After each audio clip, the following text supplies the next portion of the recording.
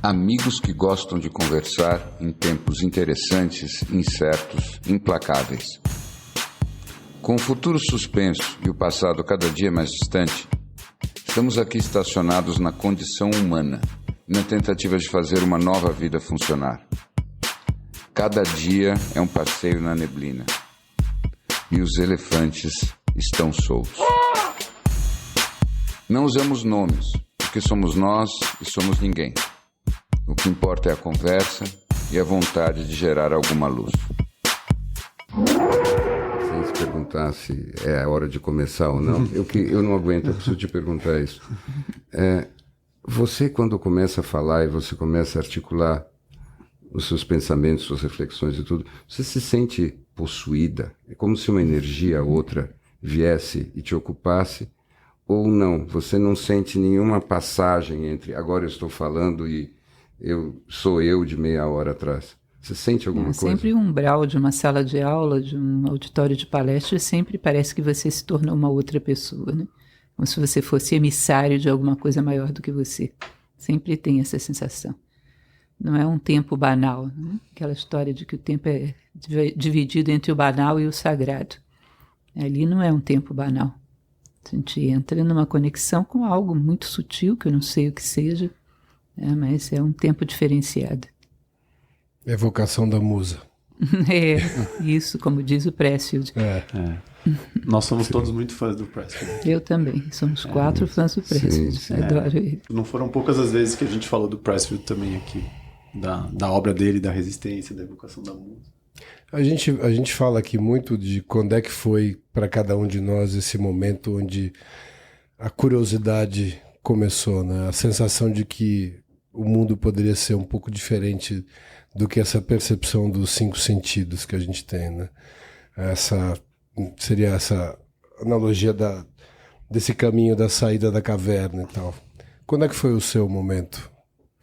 É difícil saber quando foi o momento, né? Porque eu me lembro que eu era adolescente, eu sentava na poltrona da sala e ficava pensando coisas que para uma garota da minha idade não tinha sentido nenhum. Pensando o que era que a gente estava fazendo aqui, o que é que esperavam de mim, como é que eu poderia saber se eu estava fazendo as coisas certas, o que eram as coisas certas e por quê.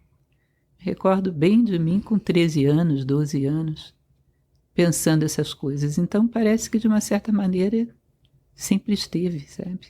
Depois eu fui encontrar um eco organizado dentro da filosofia, um espaço para desenvolver isso de uma maneira metódica. Mas eu tenho a impressão de que as indagações fundamentais, desde que eu me lembro por gente, eu tenho, adaptadas à minha idade, né? Mas sempre tive. Mas teve um momento assim em que teve um momento de encontro em que você percebeu conscientemente, é por aqui o caminho, filosofia. Teve uma primeira obra filosófica que você chegou e quando você leu aquilo, ecoou justamente nessas questões, você disse, é por aqui que eu tenho que seguir? Eu não conhecia muito o nome filosofia, mas eu gostava muito de Khalil Gibran, gostava muito de Machado de Assis.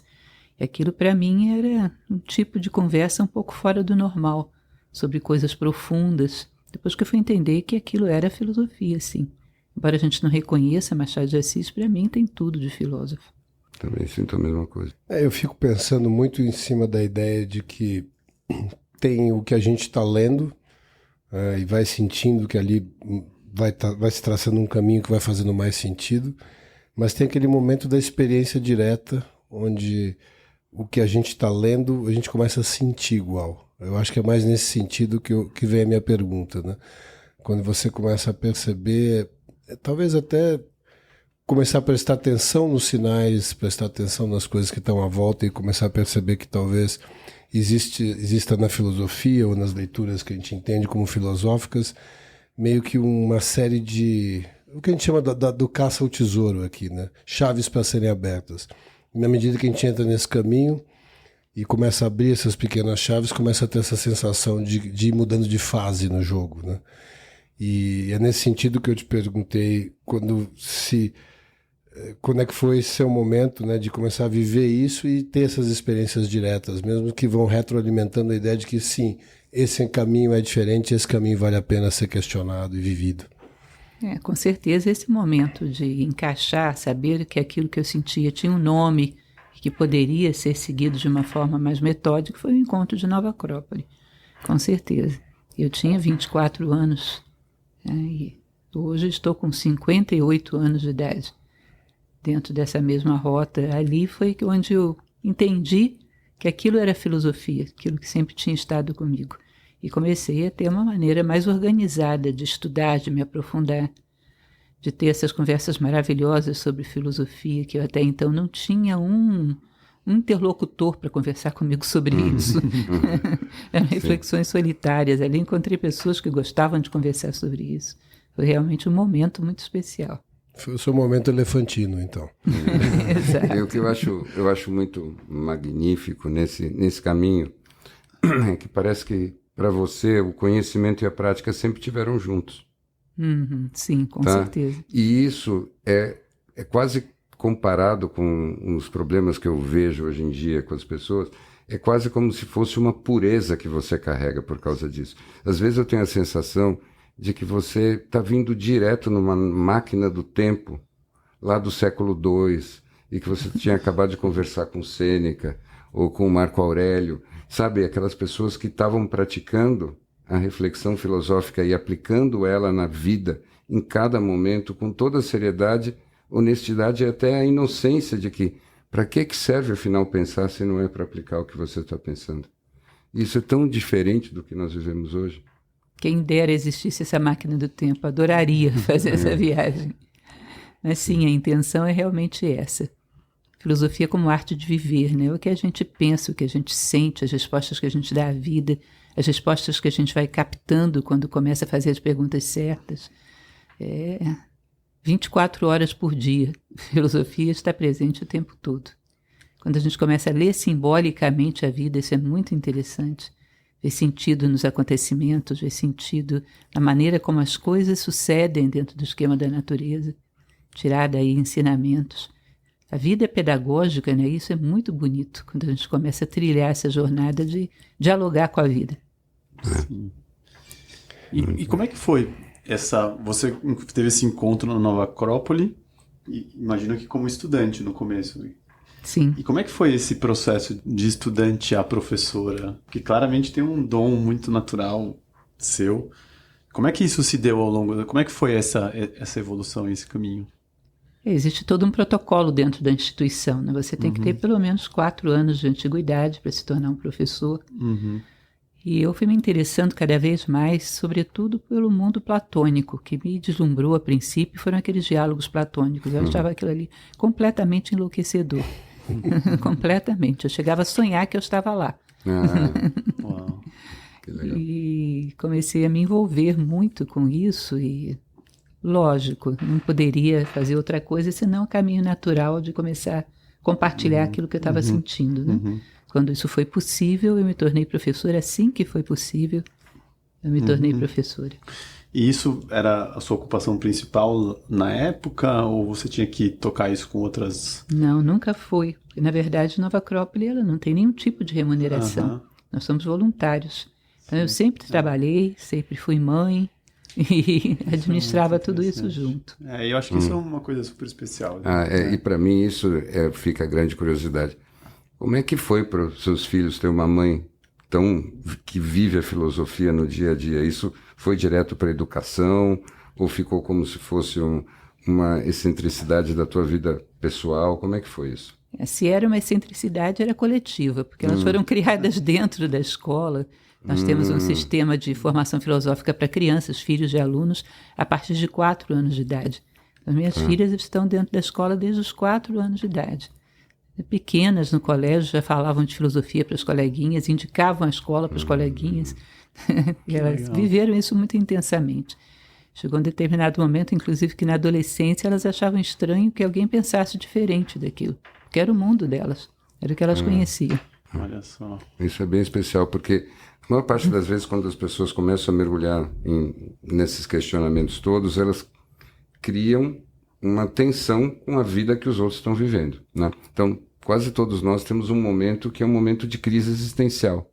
Eu não sei como é que funciona. Não conheço nenhuma criança que já começou tão integrada na filosofia desde o começo. Elas não tiveram crise de adolescência? Como é que foi isso? Fiquei curioso. A questão é que foi um grupo bastante grande, que começou junto lá aos 4 anos e foi crescendo. Na adolescência eles estavam todos mais ou menos na mesma idade e era uma turminha. Que ótimo. Então, o que havia ali, os assuntos, as discussões, os projetos de futuro, estavam todos orbitando em torno de uma mesma tônica, né, que era da escola.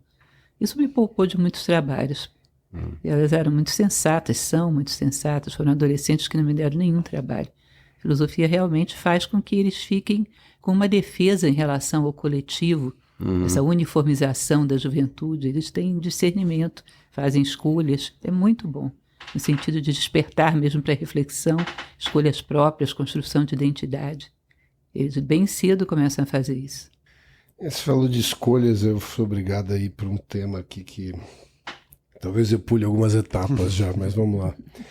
Você fala, eu gosto muito de usar esse termo do caos ao cosmos, que é sempre mencionado em muitos das suas aulas, e o caos sendo esse lugar de você vítima das circunstâncias, né? E o cosmos sendo esse roteiro praticamente feito para você, a vida pedagógica, como você fala sempre, né?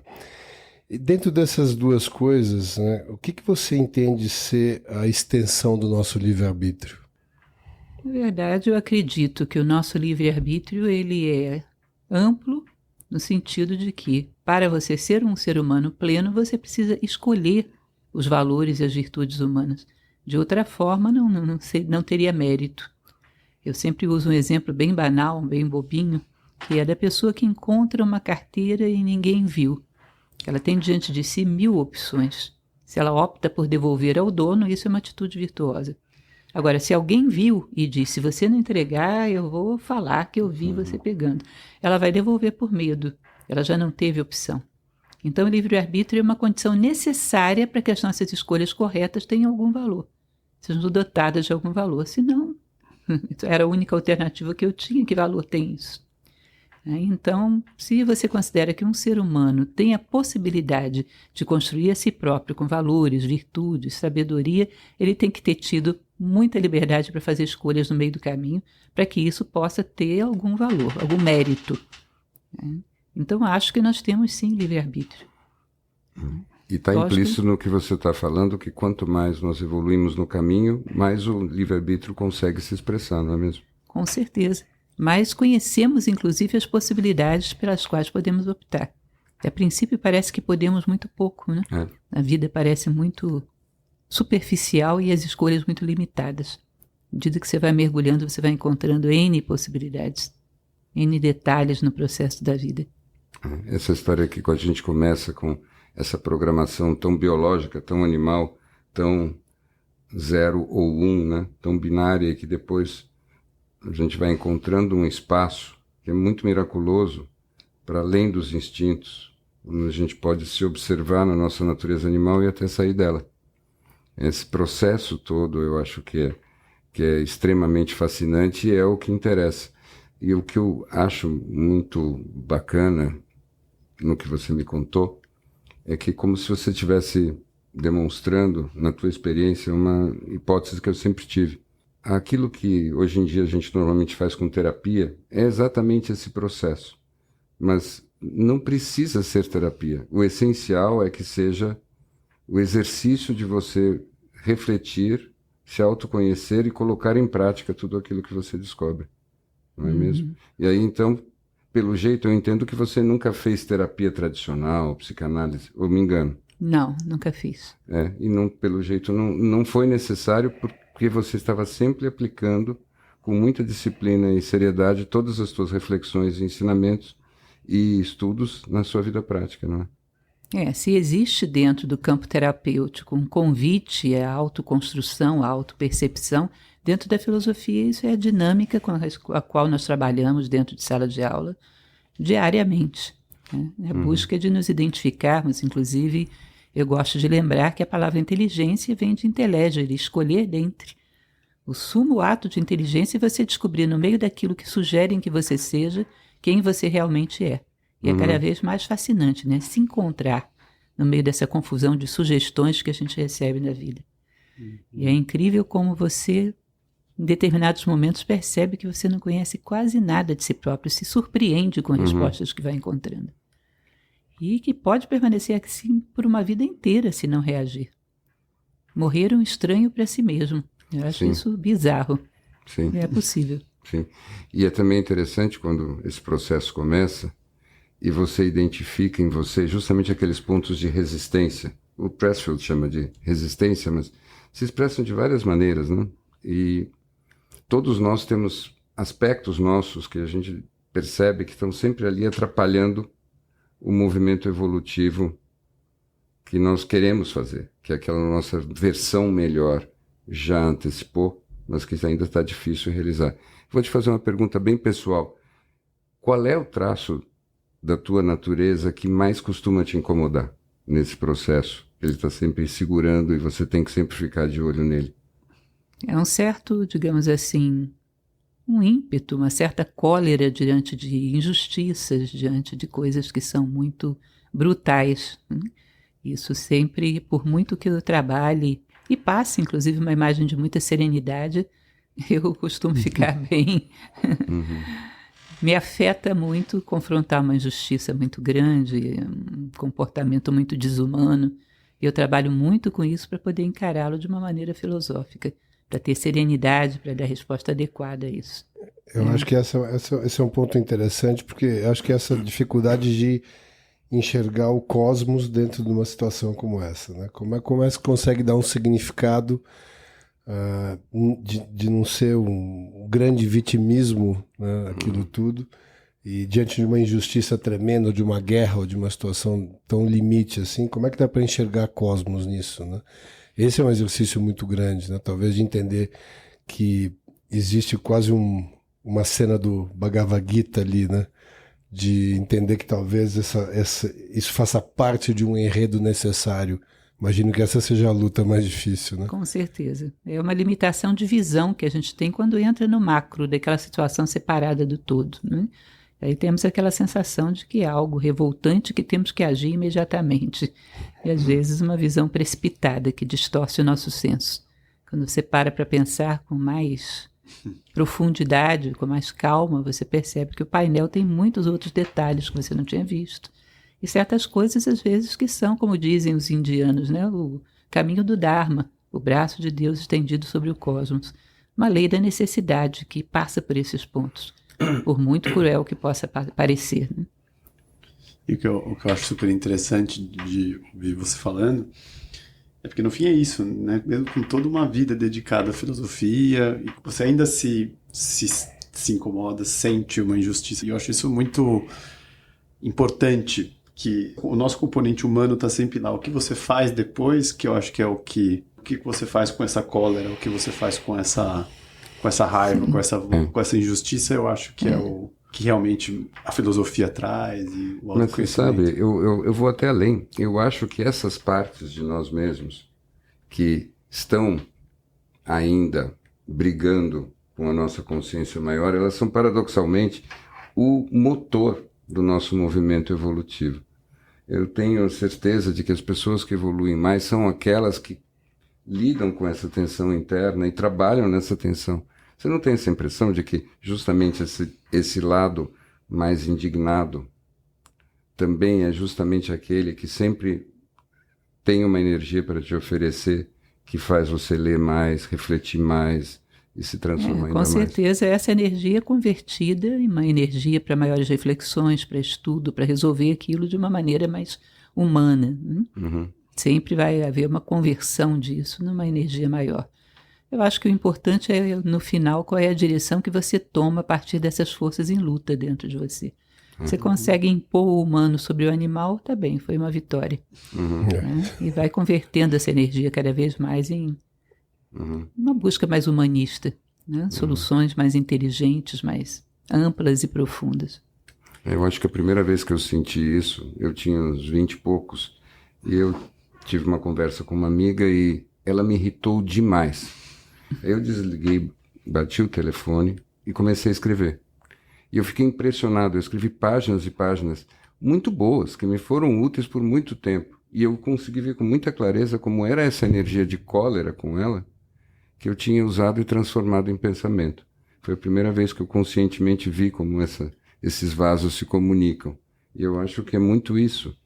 É quase como se o processo todo que você está contando, de uma certa maneira, pudesse ser entendido como uma parte nossa que se revolta com a criação do jeito que ela é.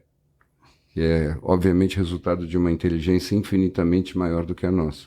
E nós nos revoltamos na nossa incompreensão com o que nós encontramos, mas aí o processo todo é justamente pegar essa energia e quase que educar essa parte de nós que se revolta na nossa incompreensão e aprender um pouco mais até que nós consigamos entrar nessa serenidade, nesse alinhamento com esse todo maior. Pelo menos é assim que eu sinto. Eu tenho a impressão que com você é parecido, não? Com certeza, é um impulso para reflexão. E à medida que a gente vai transformando a cólera em reflexão, a energia colérica vai diminuindo. E, em geral, chegamos a conclusões muito profundas mesmo. A razão do nosso impulso, por que ainda consideramos que o mundo tem que ser um monobloco de coisas todas do mesmo sentido, da mesma polaridade, porque não somos capazes de compreender as diferenças, né? O que incomoda tanto em nós a ponto de que a gente perca o controle? Qual é a diferença entre nós perdemos o controle e o outro perder o controle? Acabamos acusando mutuamente os dois pelo mesmo erro. Enfim, você vai desenvolvendo muitas reflexões a partir disso. E às vezes se descobre um pouco mais profundamente. Agora você tem que ter essa energia para converter a cólera em outra coisa, não deixá-la explodir. Então é sempre uma luta interior. A gente fala muito aqui, a partir até das leituras do Pressfield, e tem até recentemente teve uma entrevista interessante dele com o Joe Rogan, que é um podcaster, não sei se chegou a ouvir. Não. E é uma entrevista longa, acho que é uma das maiores que ele já deu, quase 3 horas e meia. Que né? o Pressfield, na verdade, o Pressfield resolve entrevistar o Joe Rogan. Ele resolveu entrevistar o Joe Rogan. E foi muito interessante, porque o Joe Rogan é provavelmente um dos podcasters mais versáteis que existem hoje.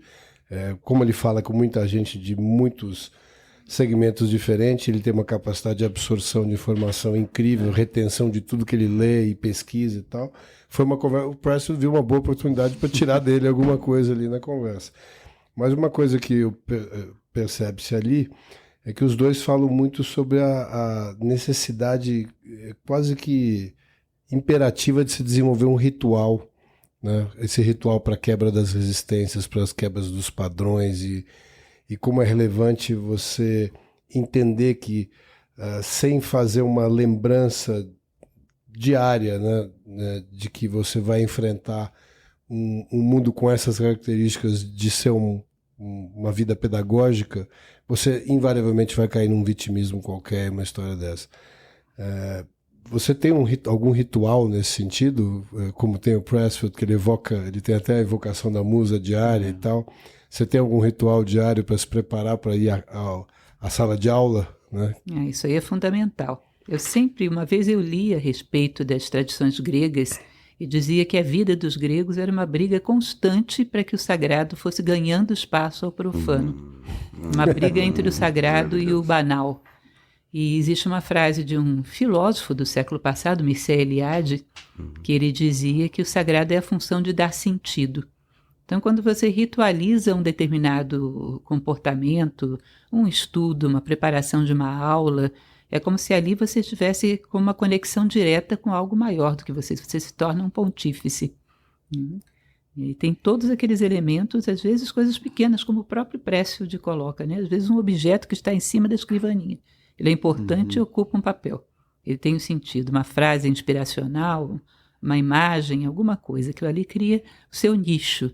Lembrem daquela parte que o Pressfield fala do território versus a hierarquia. Criação do seu território, onde tudo está balizado por coisas que lembram quem você é e aonde você quer chegar com isso. E todo um comportamento também seu, toda uma memorização de determinadas frases, de determinadas invocações daquilo que você tem de melhor, para que você sente ali e saiba o que você está representando, quem é você. Assuma o seu papel. Isso é fundamental.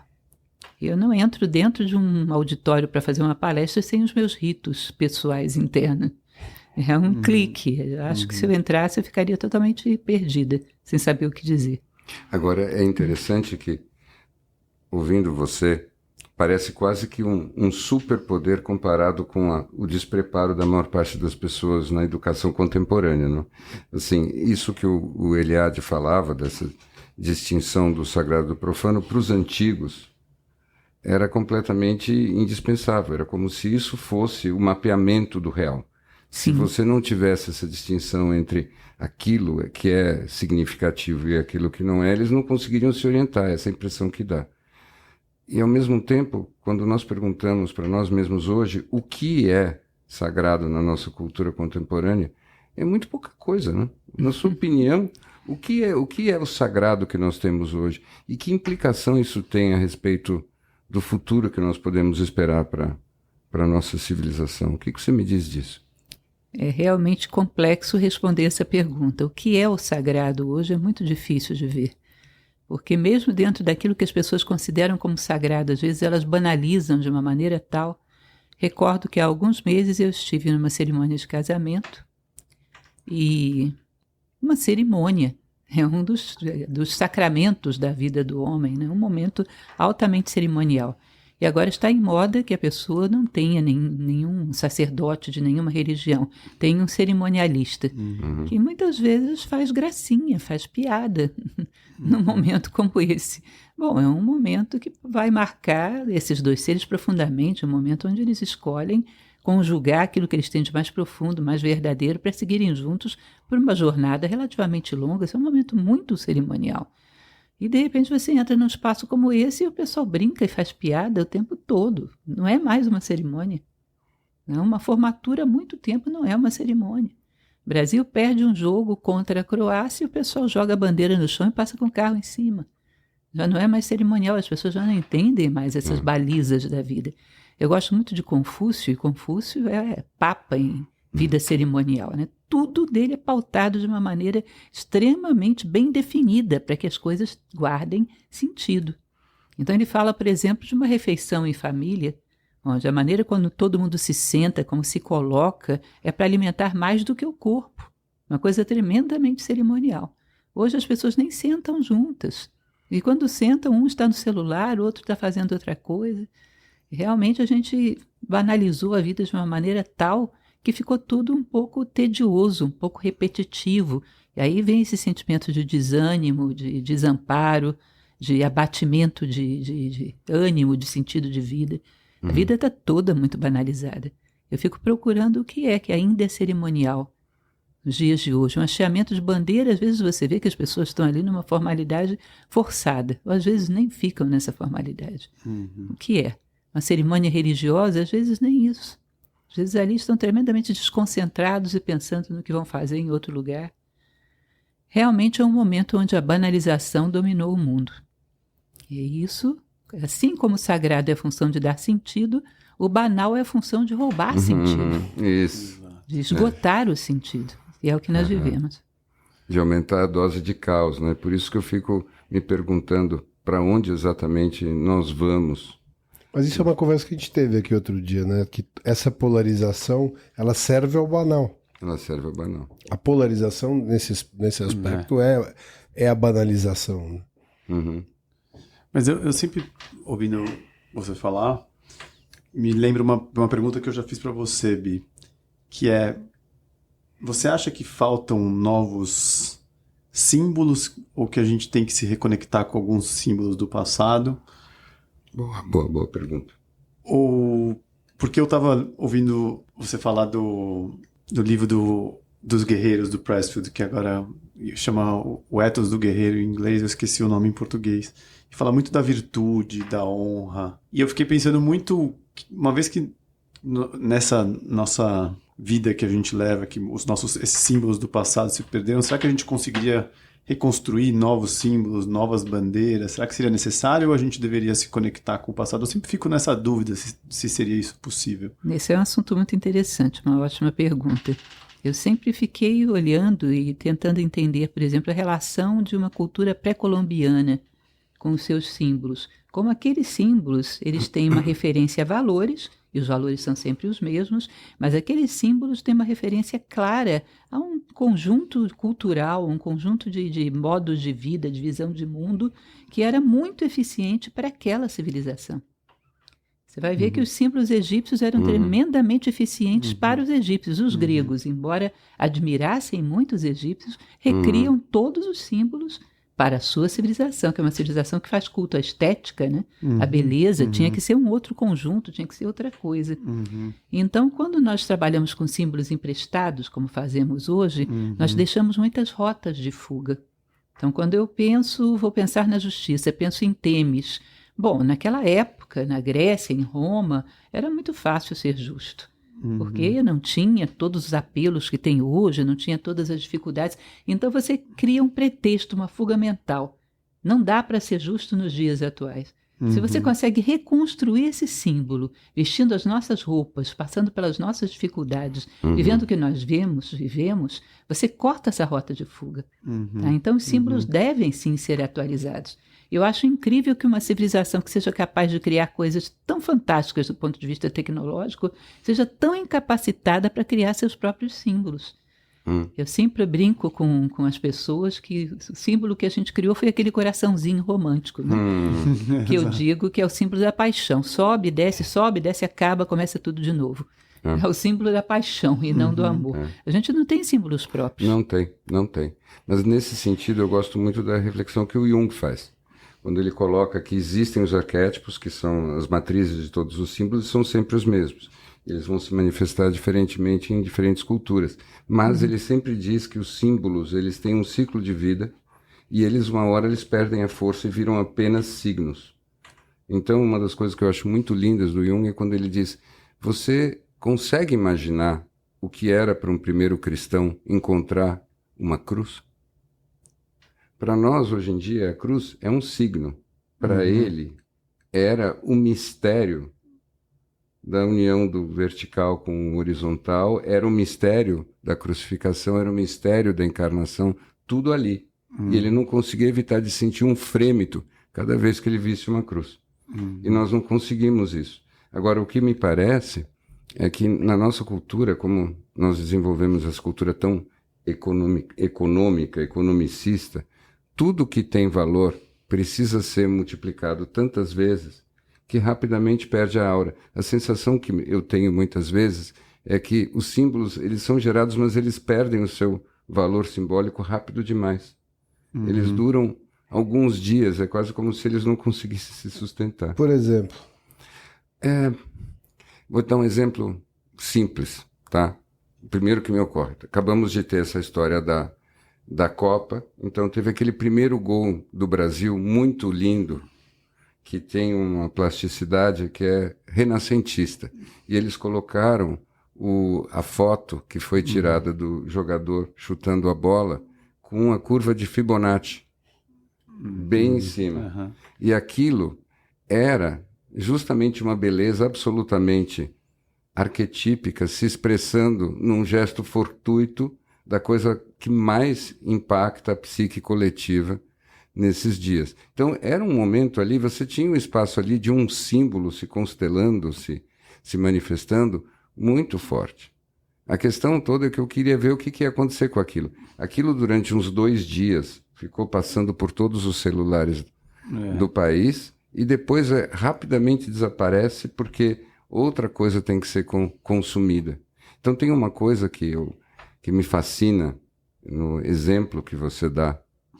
E eu acho, às vezes, que era como se fosse importante descobrir como reforçar ainda mais isso na mensagem do seu trabalho, que é o como é fundamental para que a gente tenha energia e força e capacidade de se transformar, a gente ser capaz de se concentrar e preservar aquilo que para nós teve valor.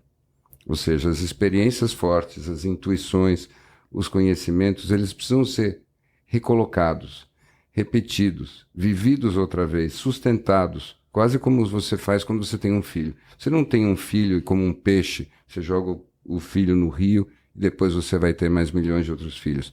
Você pega o seu filho e você o acompanha pela vida inteira. E eu acho que vivências importantes de valor e de significado, como você está dizendo, elas precisam nos acompanhar. E eu acho que você faz isso maravilhosamente. Às vezes as pessoas nem percebem que é isso que está por trás da inteireza da sua fala. Mas para mim isso é muito nítido. Você está sempre carregando consigo tudo aquilo que para você teve valor. Então parece que cada coisa de valor que você encontra, você soma ao teu tesouro já tão abundante. Não é mais ou menos assim que você se sente mesmo? Sim, com certeza. Atesourar todos aqueles referentes são balizas, né, do caminho. Eles vão balizando, vão nos mostrando a direção. Agora, está muito em moda falar sobre os tempos líquidos do Bauman. Nesse sentido, existe uma certa razão, realmente. As pessoas não estão dispostas a esse mergulho que é ir pavimentando a sua vida com símbolos.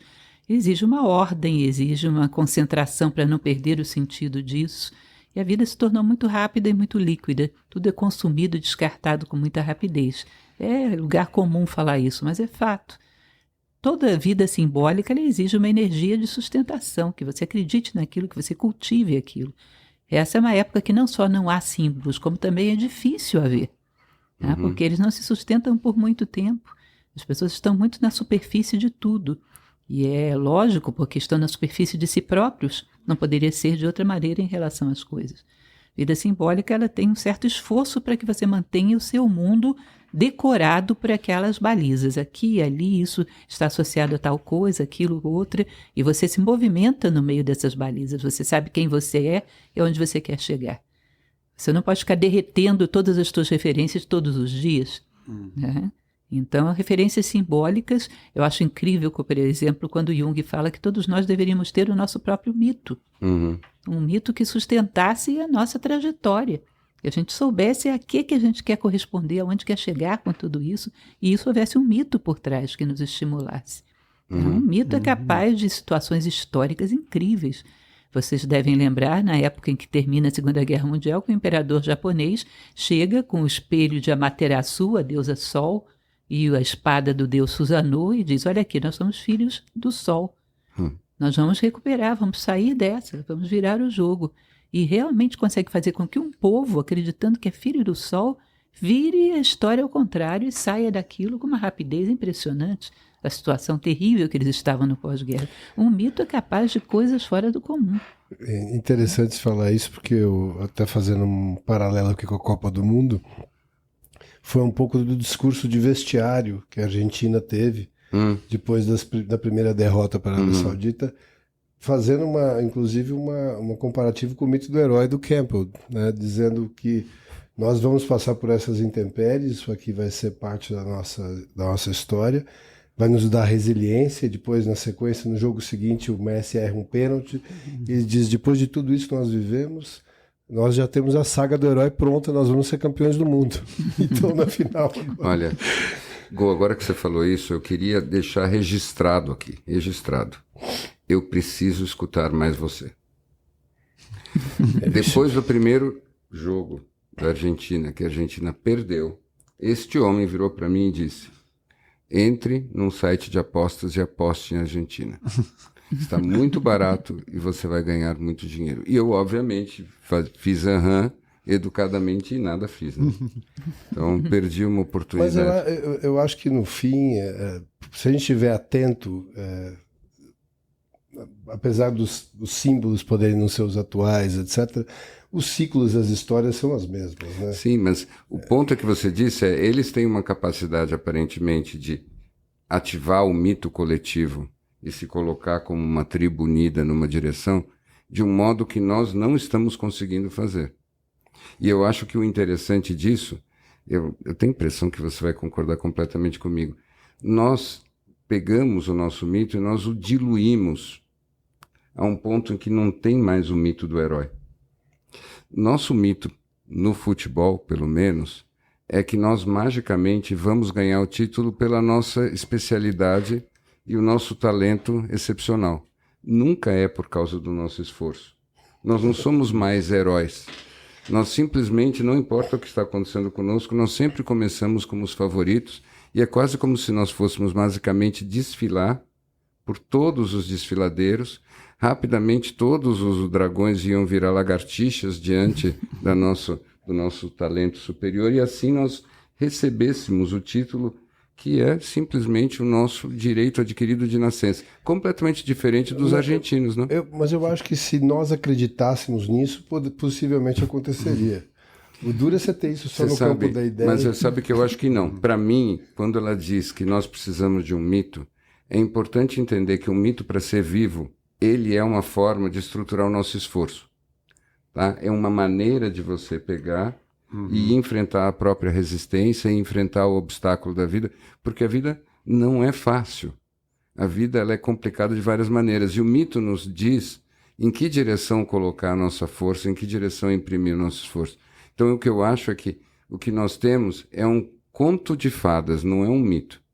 É quase como se nós fôssemos a Cinderela que vai ser reconhecida pelo príncipe, e por causa do tamanho do nosso pezinho, nós vamos ganhar o título. Isso não é a mesma coisa. Eu acho que tem um tema interessante até perguntar, porque eu acho que eu nunca ouvi nada que você tenha falado, pelo menos eu não acho que eu não, sobre o Jordan Peterson, que é teoricamente, vamos dizer, uma versão de um filósofo moderno, pode ser isso? Não, mais atual deles, ou pelo menos que traz temas... Ele, na verdade, está mais para a versão contemporânea do psicólogo junguiano, mas ele é muito filosófico também. Com certeza. Existe uma discussão entre ele e Roger Scruton, que também era um filósofo que eu gostava demais, Sim. Que é uma preciosidade, não sei se conhecem.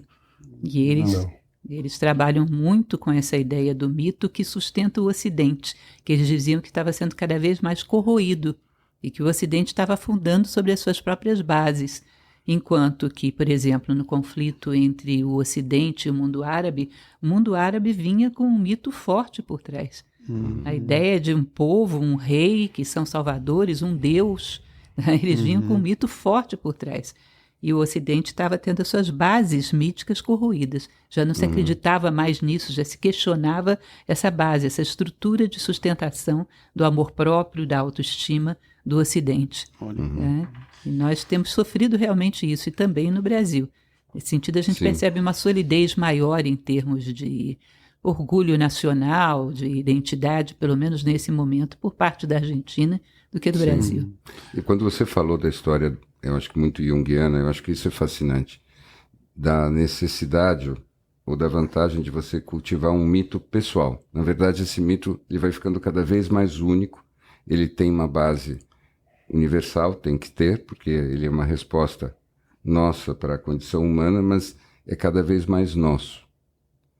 Uma das coisas que eu faço em relação a isso, é uma coisa muito anacrônica, mas eu acho muito interessante, é a fantasia do epitáfio.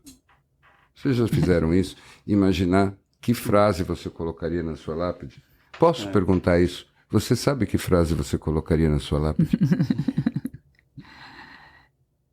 Nunca parei para pensar muito detalhadamente, não, mas com certeza alguma coisa do tipo, eu continuo, eu vou além, eu não fiquei aqui, alguma coisa desse tipo. Acredito fortemente nisso, que a trajetória continua de alguma forma, sem entrar em grandes teologias, mas de alguma forma isso tem que ter uma continuidade.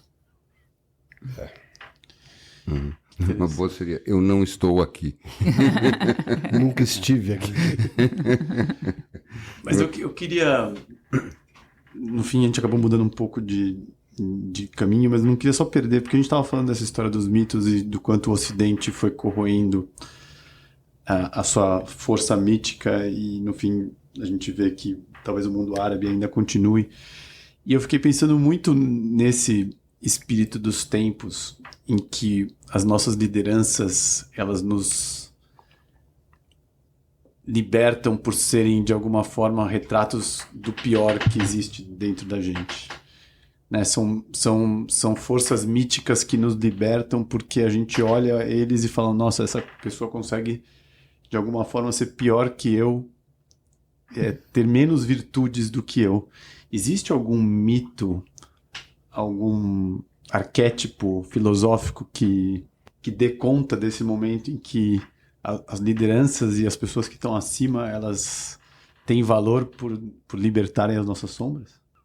Olha, alguma coisa parecida com isso você teria nas formas de governo de Platão na República. Se você for localizar aquela decadência que vai da aristocracia à timocracia, à oligarquia, a gente estaria alguma coisa em torno da tirania, que é exatamente quando os piores estão no poder. Nós viveríamos alguma coisa desse tipo. E aí a sociedade passa a não ter um referencial, porque o homem mediano, o homem comum, é superior àqueles que lideram. Exatamente o que você falou. E aí a referência fica meio perdida. E a sociedade tem uma carência muito grande de heróis, de referenciais. Tanto que está constantemente tentando construí-los, né? E a impressão que fica quando a gente estuda a história humana é que nós precisamos da queda da Torre de Babel. Ou seja, sempre há uma construção humana, mundana, que chega a um limite onde começa uma corrupção, até que chega uma hora em que ela parece que ela tem que ruir e começar de novo. Eu fico sempre com a sensação de que a gente está num momento logo antes de acontecer mais uma virada de ciclo assim. Você não tem essa impressão mas também? É o eterno retorno de que falava Nietzsche. Né? Essa é a ideia do eterno retorno. Cada vez é como se nós tivéssemos um número X de potenciais a desenvolver. Sei lá, o Egito desenvolveu um potencial, aí teve um auge. Mas ainda havia muitas outras coisas a serem trabalhadas. E aí, quando começa a germinar algum outro desses núcleos que ele não tem consciente, parece que se perdeu tudo. Mas não perdeu, porque quando se produz outro auge, rapidamente reatualiza aquilo que já tinha. Exatamente. E assim a história vai fazendo a sua senoide, né? Sim. Parece que perdemos tudo. Não, só está latente. Estamos trabalhando com um novo núcleo. A gente perde a forma, mas nunca perde a energia que alimenta a forma. Mas falando em eterno retorno, me ocorreu uma coisa. E a reencarnação? Para você, como é que você lida com isso? Você tem noções, experiências, alguma coisa a respeito de outras vidas que você viveu? Eu gosto muito de um pensador indiano chamado Shankaracharya. Ele era sensacional, um grande doutor da Vedanta. E Shankaracharya, ele tem um pensamento muito lógico, muito filosófico mesmo. Tem uma passagem que ele diz uma coisa muito interessante, no Vivekachudamani, que é a joia suprema da sabedoria, um belíssimo livro, recomendo. Ele diz que imaginem vocês que tenhamos uma única experiência e uma pessoa nasça com bens materiais e a outra sem. Isso não quer dizer nada. Uma pessoa nasça com problemas físicos e a outra normal. Isso não quer dizer nada. Agora, uma coisa que é inexplicável é que alguém já nasça num certo patamar moral e o outro mais abaixo. Isso seria uma injustiça cósmica que botaria em xeque o universo inteiro. Porque isso sim é desigual. As outras coisas não, ser rico ou ser pobre, ter deficiências físicas ou não, com um ato de vontade você compensa tudo isso, pode ser até um estímulo. Mas um nascer com um certo nível de consciência, um certo nível de moralidade e outro sem nada, isso é tremendamente injusto. É como se alguém começasse do meio do caminho, do meio da jornada. Isso não tem como ser justificado numa única experiência. E claramente a gente percebe que tem pessoas que vêm de maneira desigual. Parece que já vem com uma certa base, com um certo senso. Quando você trabalha com crianças, é muito interessante você ver isso. Você chega para um menino e diz, vai lá e bate naquele menino pequenininho. Não, tia, ele é pequeno, ele é menor do que eu, não pode. Enquanto que o outro, às vezes, irmão dele, criado no mesmo contexto, vai lá e bate. Se você não segurar, bate mesmo. Nós nascemos de maneira desigual. Como podemos justificar isso? Em que tempo nós recebemos isso? Porque se foi fortuito, isso foi despejado na nossa cabeça, o universo é caos. E Deus tem filhinhos prediletos. Eu não vou dizer para você que eu tenho um pensamento nisso, que isso é um dos grandes questionamentos que eu tenho. E eu fico pensando se não existe, vamos dizer, um range dentro dessa consciência, quando você encarna com consciências diferentes, se o seu caminho, justamente por vir para uma consciência mais baixa, não é dentro desse range de consciência conseguir evoluir, por mais que seja menor do que a outra. Mas eu acho que, sem dúvida, a coisa funciona assim. Agora, tem uma parte do teu pensamento que eu acho que é interessante trazer para a conversa, que eu acho que é aí que é interessante. Eu queria ver também o que você acha. O Go, ele tem uma tendência a enxergar a coisa muito dentro de uma lógica da física contemporânea que praticamente elimina a possibilidade de um futuro ou um tempo linear. É como se o tempo sempre existisse inteiro. Então é como se para ele todas as encarnações nossas, elas acontecessem simultaneamente. E a gente pode encarnar em qualquer momento do tempo, né? Então, isso é bem interessante, porque é diferente do modelo linear em que você vai vivendo uma vida no Egito, depois você vive uma vida, digamos, na Idade Média, depois você vive uma vida contemporânea ou alguma coisa assim. Como é que você vê isso? Eu gosto muito de uma noção de Parmênides, o pré-socrático, que na verdade eu criei o exemplo, mas baseado num conceito dele. Imagine você que nós estamos numa sala escura. Eu venho com uma lanterna e ilumino o Snow. Eu posso dizer, momento 1, o Snow chegou. Aí eu passo, aumento o foco da minha lanterna e ilumino o Bi. Posso dizer, bom, o Bi chegou. E vou assim, aumentando o foco da minha lanterna e criando o momento 1, momento 2, momento 3. Mas se eu tivesse colocado o dedo no interruptor e acendido a luz, eu veria que todo mundo estava aí o tempo todo. Então, a ilusão do tempo é simplesmente o deslocamento da nossa consciência sobre o desconhecido. É isso que produz o tempo. Lindo. Adorei essa imagem. E eu gosto muito dessa referência do Parmênides. Eu gosto demais deles estarem descobrindo hoje em dia que esses primeiros filósofos, eles tinham vivências psicodélicas e tinham contato com outras dimensões. E quando Parmênides dizia que era a deusa Perséfone que tinha recitado todo o poema para ele, que isso pudesse ter sido realmente uma experiência não alegórica, mas que ele tivesse vivido isso assim. Para mim, pelo menos, é muito feliz que nós sejamos num momento, pelo menos com todas essas nossas dificuldades, de reconhecer que a base dessa chamada razão ocidental, na verdade, é mística, né? Isso eu acho muito especial. Pensando um pouco nessa ideia do Parmênides e dessa consciência que está lá presente o tempo inteiro e que a gente, de alguma forma, se a gente tivesse esse dedo no interruptor, a gente realizaria que está tudo lá. Qual que é a sua relação com a física quântica, com esse caminho que segue hoje em dia? Como é que você vê isso? Olha, eu nesse sentido talvez até desagrade um pouco as pessoas, porque eu sou muito reticente ao excesso de desdobramentos que se faz em torno de física quântica. Para mim, física quântica é assunto para físico quântico. Ótimo. Quando começam a falar quântico na linguagem comum, eu tenho vontade de sair da sala. É muito complicado isso aí. Eu sou bem reticente em relação a isso. Tenho certo cuidado. Essa ideia das manifestações. Mas parece que, para mim, é muito claro, Snow, que as pessoas hoje em dia têm vergonha de falar em magia. E elas resolveram substituir magia por quântico.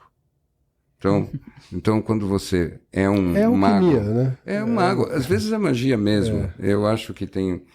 o quanto que a magia funciona ou não, é interessante, porque, em última instância, quando você vê forças operando e gerando transformação sem que você saiba compreender exatamente como isso se dá, tecnicamente isso é magia. Quando você tenta lidar com forças que você sabe que estão presentes, mas você não sabe exatamente como funcionam, você vê um ponto de entrada mais ou menos e depois um ponto de saída e o meio do caminho você não entende de forma alguma, isso é magia. E é natural, a vida é mágica. Só que as pessoas não têm mais coragem de usar essa palavra, então elas ficam tentando se apoiar atrás de moitas supostamente científicas, que na verdade mostram o quanto que elas estão nuas no conhecimento delas. Então elas dizem, eu sou um terapeuta quântico, quando na verdade o que eu estou fazendo é magia, todo mundo percebe isso. E eu não tenho nenhum problema. Vocês não perguntaram, mas há muitos anos eu tenho o meu epitáfio. Eu não sei por que eu tinha... Eu percebi que você queria falar sobre isso. Você perguntou para ela. Não, mas eu queria inclusive perguntar o de vocês. Vocês escaparam dessa história, mas eu queria voltar. O meu epitáfio é um verso de um poeta simbolista que diz o seguinte, ele diz, é só através da magia que a vida permanece desperta. Então é assim, eu gosto da magia como aquilo que mantém a vida viva. Como é que é? Repita o somente através da magia que a vida permanece desperta. Em alemão fica bem melhor, mas isso daí deixa para lá. Não, fala em alemão, por Muito favor. bonito. Não, Muito bonito. Então, por favor. Você Nur- está com vontade. Nur durch den Zauber bleibt das Leben wach. É bonito, é muito bonito. Ah, du lieber Gott. Então é assim, é só assim, e essa magia a gente não pode perder. Para mim a magia é um olhar. A magia é essa história de você entender que tem sempre muitas coisas funcionando que você não vai conseguir compreender, mas você precisa respeitar a si mesmo. Eu tive um professor de lógica, eu me recordo que ele dava um exemplo muito curioso, muito interessante. Ele dizia que a ciência que tanto faz culto à razão, na verdade ela progride muito mais pela intuição, que é uma forma de magia, do que propriamente pela razão.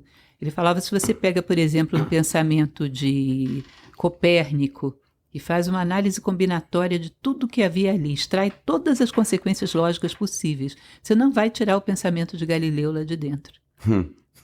O que havia ali não era simplesmente uma continuidade da lógica. A mesma coisa se você pega e faz uma análise combinatória, tira todas as consequências, faz todas as inferências do pensamento de Galileu, você não tira o pensamento de Newton dali. Isso. E depois o de Einstein também não. Ou seja, não é simplesmente uma análise combinatória do que já estava. Veio algo absolutamente novo ali. Algo que não estava dado, não estava no painel da vida. Ou seja, tem um pouco dessa magia que você está falando, que é a intuição, que é a percepção de alguma coisa que não constava no menu de opções da vida, que naquele momento foi captado.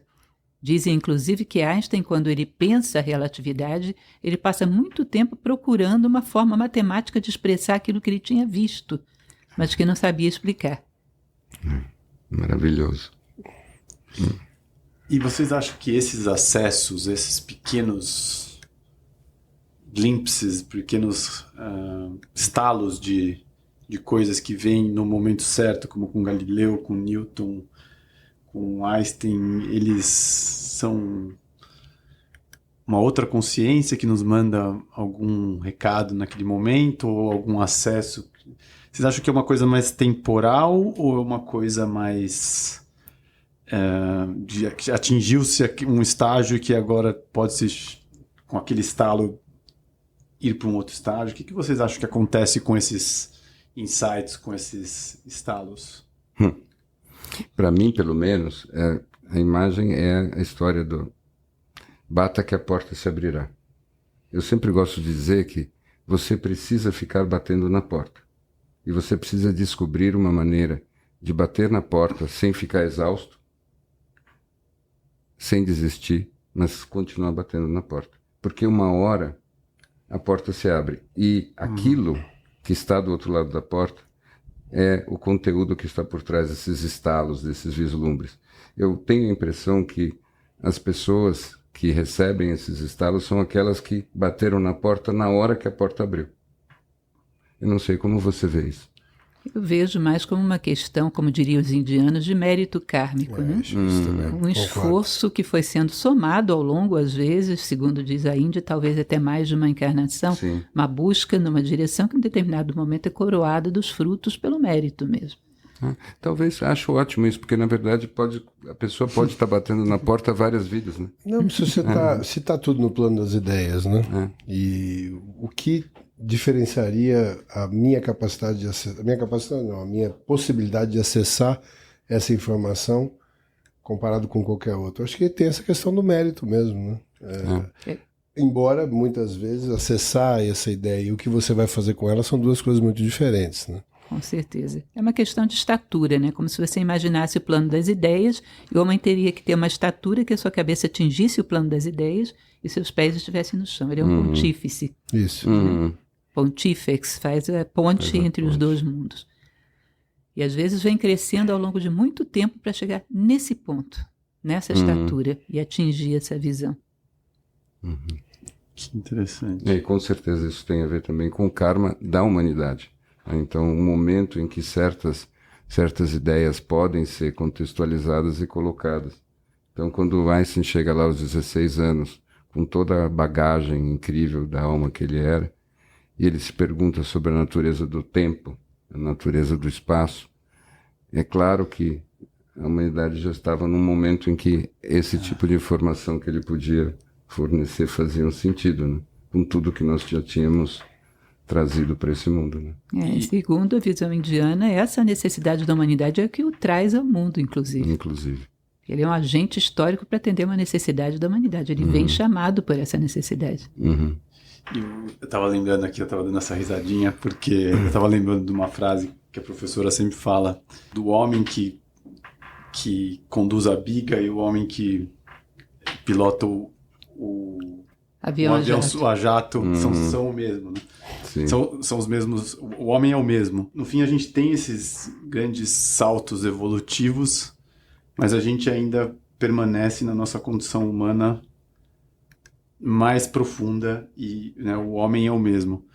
Você acha que essa é a nossa sina, professora? Que, no fim, a gente está aqui e essa condição, por mais que a gente tenha esses estalos de eternidade, a gente também está um pouco preso nessa nossa condição? Eu acredito que muito lentamente, de uma maneira bastante cheia de altos e baixos, nós vamos evoluindo coletivamente a consciência. É uma evolução pequena, exige uma paciência muito grande, mas nós vamos lentamente ganhando estatura moral. Determinadas coisas que seriam muito comuns numa época medieval, hoje já seriam vistas com horror. Né? Embora a gente também produza os nossos horrores medievais de vez em quando, por ali e por aqui. Mas coletivamente isso já é tido como um horror e não como uma coisa normal. Eu acredito na evolução da humanidade, mas é um processo muito lento. E sujeito a retrocesso, sujeito a altos e baixos. O que você falou do exemplo da biga e do avião a jato, o problema não é que o homem seja o mesmo. O problema é que, às vezes, o homem do avião a jato é inferior ao da biga. É um cidadão que não tem autocontrole, não está tão preocupado assim com o bem-estar do outro, está mais preocupado com seus próprios interesses. Talvez o homem da biga tivesse uma condição moral mais favorável. Tá? E aí, sim, esse tipo de coisa é preocupante. Eu fiz uma experiência na Acrópole Play, que é uma plataforma de streaming que temos na Nova Acrópole, de fazer a leitura das máximas de Ptah-hotep, que era um vizir egípcio. Para você achar, nos dias atuais, um homem com aquele nível moral, olha, é que nem Diógenes, procurar o meio-dia com a lamparina acesa. Não é fácil. Não é fácil. Não, de fato não. E essa capacidade de escutar a voz do próprio coração e realmente entender o que é a essência da sabedoria, isso é uma coisa que hoje em dia, né, com essa montanha de informações que, na verdade, dizem tão pouco, como é difícil você encontrar esse silêncio para começo de conversa, que permita escutar, você escutar a voz do coração. Então, eu acho que esse é um aspecto também muito, muito crucial dessa história. Nós estamos num momento muito desafiador, né? Você gosta visivelmente muito de tudo que os indianos falam. Nós estamos realmente no fim de Kali Yuga, né? Então, eu acho nós temos dentro de um microciclo, né, dentro do Kali Yuga, porque o Kali Yuga mesmo ainda demora um bom tempo. Demora quanto tempo? Ainda vai longe. Ainda vai... Dizem que o Kali Yuga tem 432 mil anos, né, segundo a tradição indiana. Sim. E a gente entrou no Kali Yuga na época da morte de Krishna, que foi o quê? 3022 antes de Cristo. Olha, você está melhor nos números que eu. Então ainda falta muito. Falta muito, mas existe mesmo meu otimismo. Dentro de Kali Yuga existem microciclos, que são melhores ou piores. Como se fala, por exemplo, das eras. Aquário é uma era muito difícil. Principalmente nessa primeira fase, que é gelo, né? Porque é gelo no coração dos homens. Sim. Então a gente está num microciclo um pouco complicado. Nesse começo da era de Aquário não tá fácil não, mas ao mesmo tempo quando eu vejo um crescimento de um interesse de um assunto como o que a professora compartilha com a gente, a quantidade de gente citando e se aprofundando e querendo saber mais, o número de pessoas, eu até pergunto se te surpreendeu o crescimento do interesse tão veemente num tópico que até 10 anos atrás se falava muito pouco, né? Tem a ver com as necessidades que a gente está vivendo hoje. Eu não sei se elas são tão diferentes do que eram há 10 anos atrás, mas me dá uma certa esperança ver esse interesse. É interessante porque nós começamos há 14 anos essa nossa inserção na internet. E quando começamos, era absolutamente vazio o canal. Eu costumava dizer que eu e minha mãe assistíamos. Quando ela não podia assistir, caía em 50% a audiência. E, de repente, deu um clique. Alguém descobriu, saiu divulgando para os outros, a coisa cresceu exponencialmente. E mantém-se. Nós temos crescido muito. Temos um canal hoje com mais de 1 milhão de seguidores. E realmente é interessante que haja tanta gente querendo ouvir, né? Que isso faça sentido. É que eu acho que não fica só no tema de filosofia, né? E de uma maneira muito, algumas vezes mais óbvia e outras vezes mais subliminar, tem um caminho que você mostra ali, vocês mostram, de onde a espiritualidade sempre foi falada, né? Como se o que a gente chama do playbook, né? O livro das regras do jogo, os antigos já vinham falando disso há muito tempo, de uma maneira muito clara. E o que aumentou de lá para cá foi o ruído, né? E talvez essa forma de vocês colocarem, a forma como você coloca, torna isso tão mais simples e acessível que uma coisa que era vista, pelo menos para mim, de uma maneira muito mais complicada, fosse mais simples de ser aplicada no dia a dia, né? E eu vejo muita gente dizendo, eu estava num dia ruim e fui ouvir a professora Lucilena, e foi uma pílula de esperança ou uma chance de eu começar a ressignificar o que eu estava vivendo de uma maneira diferente. Então, acho que é uma forma mais acessível. Não sei se esse é o feedback que você recebe normalmente. Sim, e essa é a ideia mesmo, né? Tornar as coisas mais acessíveis, sem perder a sua essência, mas que elas estejam disponíveis para as pessoas. Começar a colocar corpus hermeticum, por exemplo, disponível para as pessoas. Sim, e até o Pressfield estava falando disso outro dia, não sei se... Bom, é nessa mesma entrevista, ele estava dizendo onde o Joe Dispenza cruzava com Hermes, né?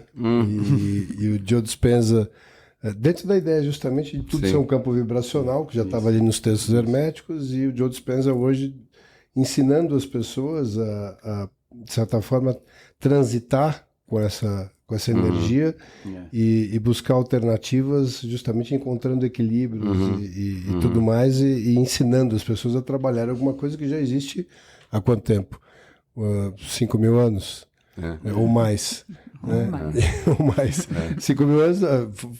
Os textos herméticos foram publicados oficialmente no início do século passado, não foi isso? Textos herméticos foram passando por diversas publicações incompletas, com pequenas diferenças ao longo da história, né? Sobretudo no Renascimento ele teve uma força muito grande. Não, mas eu digo acho que a primeira publicação que é oficial do... Você está falando do Caibalho. Do Caibalho. Do Caibalho. Dos textos do Caibalho. Não da Talvez Não, mas eu achei interessante, no fim, vão buscar de beber da mesma fonte, né? Claro. A origem... Então, é quase que um update do software que sempre teve ali. O grande desafio, eu acho que isso é o componente da arte, e isso não se explica, é que, sim, se você está com a intenção de trazer mais luz para o mundo e, portanto, pegar dessas fontes e expressá-las de uma maneira que seja acessível para as pessoas, como fazer isso sem diluir e sem distorcer? Isso eu acho o enorme desafio, e é nesse sentido que eu preciso saudar você no seu esforço, porque eu acho que você consegue isso como poucas pessoas que eu já vi. Você consegue aquela singeleza cristalina, muitas vezes me lembra Saint-Exupéry na qualidade das coisas que você diz. Que eu acho que, para mim, a explicação é que você, em nenhum momento você se permite não conectar com seu coração quando você fala das coisas do espírito. Então isso te permite estar sempre ancorado e falar de um lugar em que o conhecimento vira sempre sabedoria. Eu tenho certeza que é isso que toca as pessoas. As pessoas não querem mais tanto conhecimento, mas elas precisam desesperadamente de mais sabedoria. Com certeza. O que eu percebo é que a filosofia nos dá uma liberdade muito grande, porque quando você pega alguém que tem um movimento, tem uma ideologia e vai se apoderar de alguma coisa do passado, ele tende a pegar a parte dessa tradição que beneficia a sua visão. Quando você trabalha na filosofia, você não tem nada de seu. O seu é a busca de resgatar o patrimônio da humanidade. Eu não quero que o Caibalho se ajuste a nada meu. Não quero que ele encaixe com nenhuma ideia minha. Eu quero entender o próprio Caibalion. O centro é ele, não eu. A filosofia nos dá essa liberdade. A gente não está puxando para se adequar a nada, muito pelo contrário, nós estamos indo lá e querendo entendê-lo como ele é. A filosofia é uma coisa maravilhosa, cá entre nós. Sim. Mas uma provocação. Se convidassem você para fazer um curso que é o seu pensamento, você teria algumas frases iniciais que você tem na cabeça, que é assim que você começaria a aula? É complexo, porque eu acho que todo o meu pensamento é um desdobramento, tem reflexões originais, mas um desdobramento de alguma tradição. Sim, Por trás tem alguma coisa que foi o pontapé inicial. E nem sinto muita necessidade disso, sabe? Não sei o que eu agregaria querendo colocar o meu nome na história. Queria simplesmente trazer essas coisas à tona, esse patrimônio que a humanidade tem. Isso para mim já estaria de bom tamanho. Já é suficientemente precioso. E eu vejo, assim, a gente estava falando um pouco sobre esperança, né, das pessoas desse crescimento do canal. Acho que um dos grandes momentos de esperança que eu tenho sobre a humanidade é ver a quantidade de pessoas que assistem às aulas de filosofia e se interessam, né, da nova Acrópole, da professora, porque não é um conhecimento em pílula, é um conhecimento que exige tempo, e tem muita gente que se dedica a assistir, e eu fico pensando que talvez a gente fala muito isso aqui nos Elefantes, que o quanto a gente não subestima a inteligência das pessoas que nos ouvem. E eu vejo isso muito no canal da Nova Acrópole, nos vídeos que você faz, do quanto existe uma interesse e uma vontade de transmitir um conhecimento e as pessoas se conectam com isso e a quantidade de pessoas que a partir do momento que você se dispõe a fazer isso estão lá e conseguem ver, é impressionante o impacto que isso tem, assim. E eu acho e isso me dá uma esperança de que talvez se a gente conseguir produzir mais coisas e melhor, as pessoas virão, sabe? Eu tenho isso reforça a minha esperança na humanidade de alguma forma. Sem querer ser muito... ficou parecendo um... Tá aparecendo, parecia assim, vamos construir que eles virão. Você ia dar o endereço da igreja que você está fazendo agora? Profeta New Age. Virou uma coisa mais grave do que era uma coisa mais simples. Não, mas você sabe que isso eu acho que é um aspecto importante, né? Como esse processo de evolução sempre tem os seus desafios, suas pegadinhas, a gente precisa prestar muita atenção. Tem uma parte da história em que a gente realmente fica mais severo, fica mais preocupado, mais atento, porque senão nós não conseguimos, digamos assim, é como se fosse uma escalada que tem uns trechos mais difíceis. Mas para mim é muito claro que à medida que a gente vai evoluindo nisso, a leveza e o senso de humor voltam sempre. Eu não conheço nenhum espírito realmente elevado que não tenha senso de humor. Você concorda, né? Claro, com certeza. E isso às vezes é difícil de colocar nos textos ou nas aulas, mas tem que estar presente. Inclusive o verdadeiro humor é uma demonstração de inteligência muito refinada. A coisa mais complexa é o humor vulgarizado por pessoas que não têm inteligência suficiente para produzi-lo. E o humor é um momento difícil do humor, né? Sim. Nós estamos justamente nesse microciclo de Kali Yuga, quase perdendo qualquer possibilidade do humor, né? Não tem mais o espaço para isso de um jeito sadio. Então é uma dessas coisas que a gente precisa descobrir. Eu até antecipo que em algum momento vai surgir uma nova alma muito antiga que vai ter o dom do humor numa outra maneira e ela vai abrir a boca e todo mundo vai cair em gargalhada. E essa vai ser a contribuição que ela vai dar para o mundo que está precisando desesperadamente disso. Eu estava assistindo recentemente, eu acho que foi um dos últimos vídeos seus das sincronicidades. Né? E eu achei ele interessante porque ele vai buscar um pouquinho de tudo aquilo por onde você passou, né? E esse lembrete para a gente de que é quase aquela vida examinada ou a vida não examinada, no fundo parece ser essa ideia de você estar atento à vida que você está vivendo, né? E no momento que você menciona inclusive no vídeo aquela história de que no momento que você percebe aquele sinal, você muda de estágio no jogo, né? Você tem essa visão mesmo dessa vida, a gente ter que meio que se lembrar todos os dias de estar atento aos sinais, de estar atento a tudo isso que está à nossa volta, que é a forma de dar significado às coisas, é quase tão relevante quanto tudo que te acontece, né? Sim. Existem coisas que são realmente sinais, como dizia Jung, que são elementos que têm uma mesma chave simbólica, que se atraem e acontecem simultaneamente. São as sincronicidades, né? Não casuais. Mas existem coisas que são a própria mecânica da vida, que a gente aprende a ler, que também são tão incríveis quanto sincronicidades. Me recordo que uma vez, durante esse período aí da pandemia, essas coisas simples que eu gosto de contar, só para mostrar como são coisas banais mesmo, que são dotadas de um significado muito grande se você aprende a vê-las.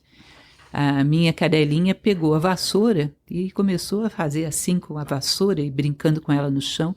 Eu fui lá, ralhei com ela e pendurei a vassoura na parede. Quando eu me virei, ela estava com a cabecinha virada de lado, assim, totalmente interrogativa. Como se ela dissesse, esses seres humanos são doidos, que diferença tem esse negócio na parede ou aqui no chão para eu brincar?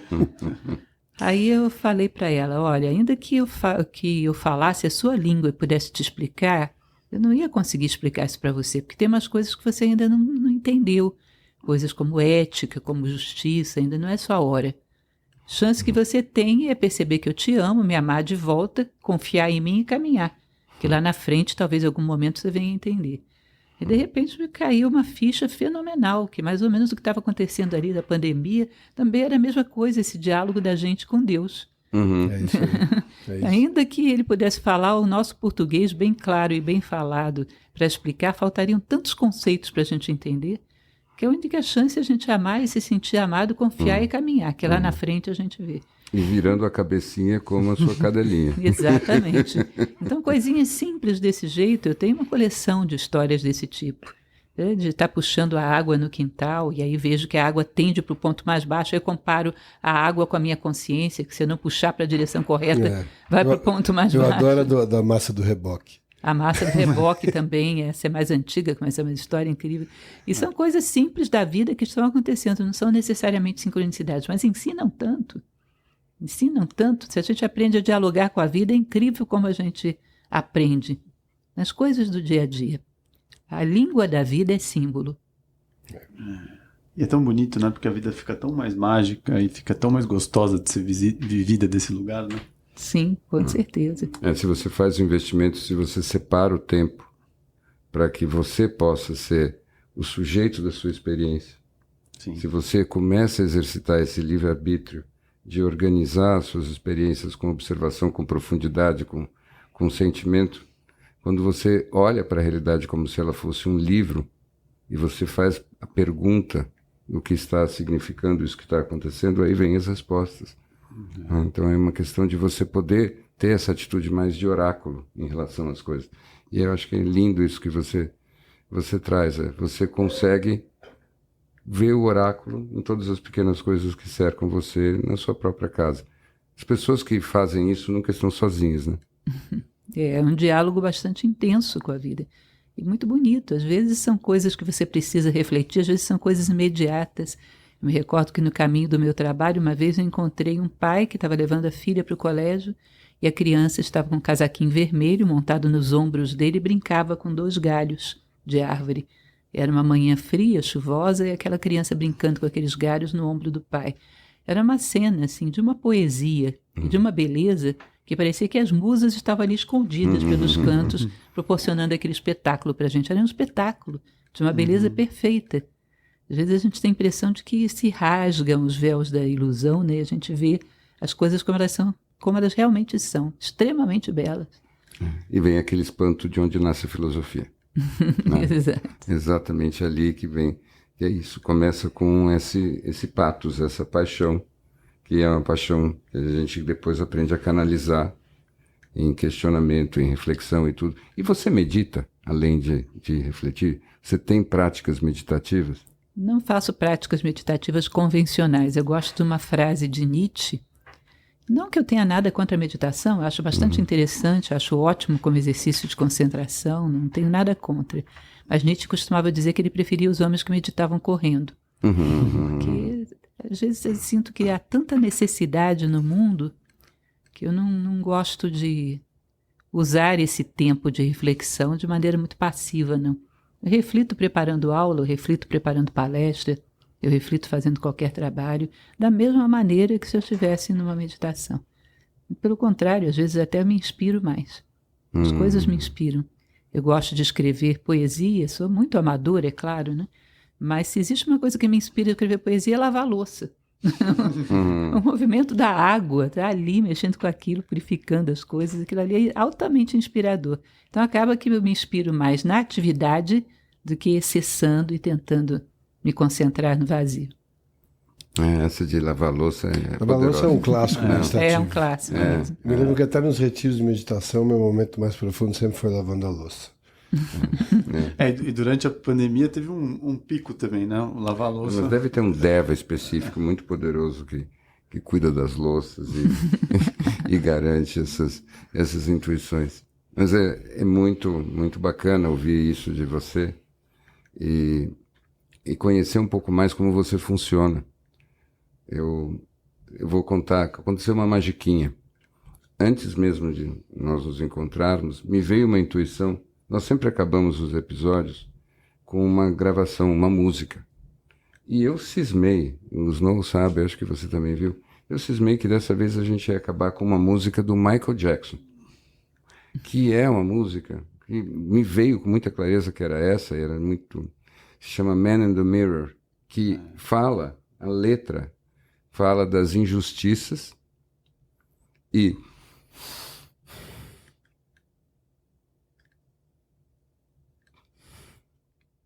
de como as mudanças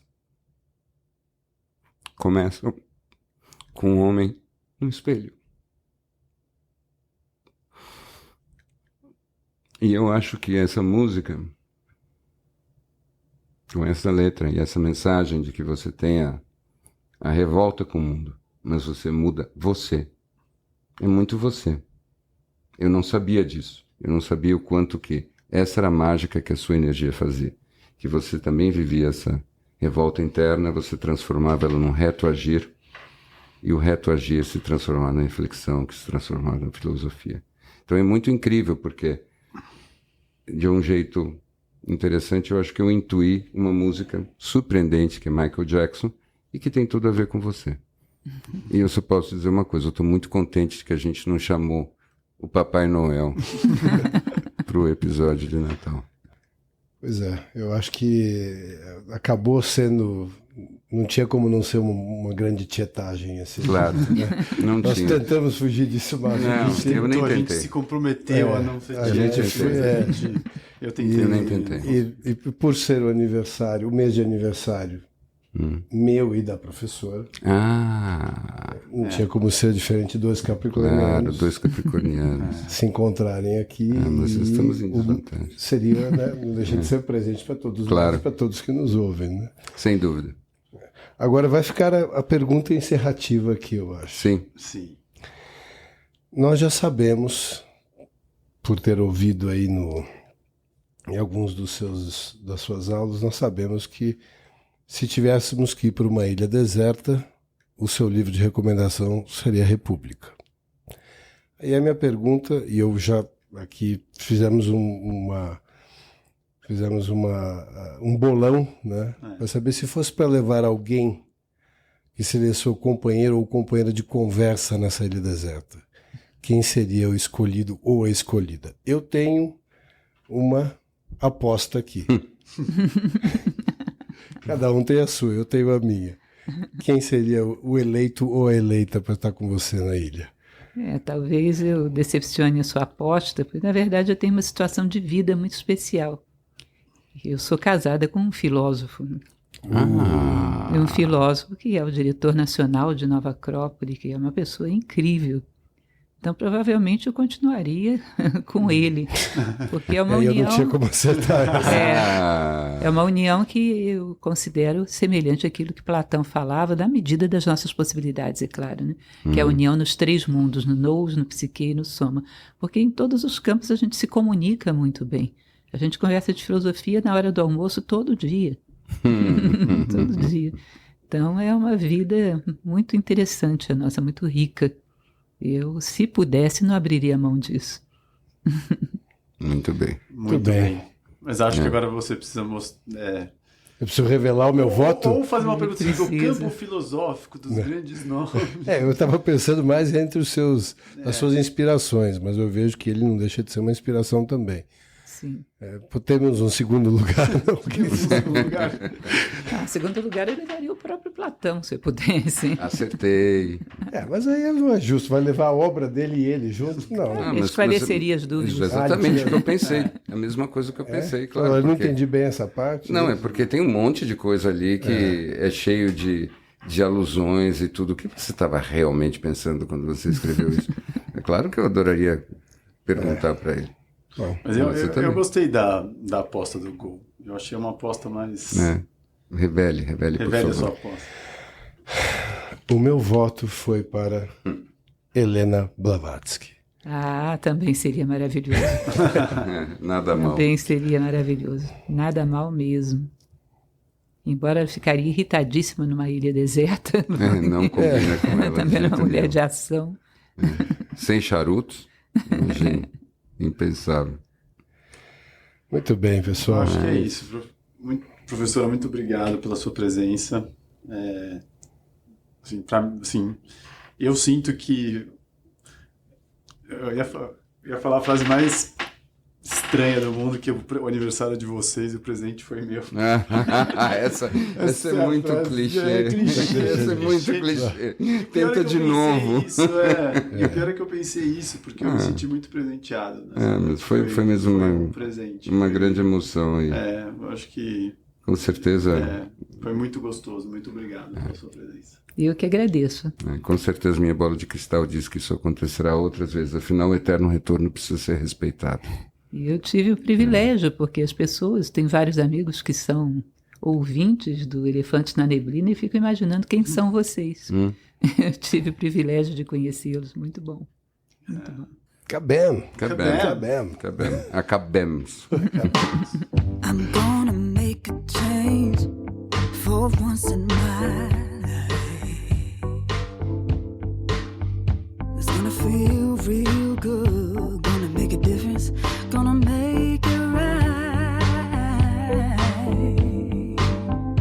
As I turn up the collar on my favorite winter coat, this wind is blowing my mind. I see the kids in the street without enough to eat. Who am I to be blind, pretending not to see them need? A summer's disregard, a broken bottle tie, and a one-man soul. They follow each other on the wind, you know, 'cause they got nowhere to go. That's why I want you to know I'm starting with the man in the mirror, asking him to change his ways. And now let's say it could have been any clearer. If you wanna make the world a better place, take a look at yourself and make a change. Na na na na na na na na. I've been a victim of a selfish kind of love. It's time that I realize that there was some with no home without a nickel to loan. Could it be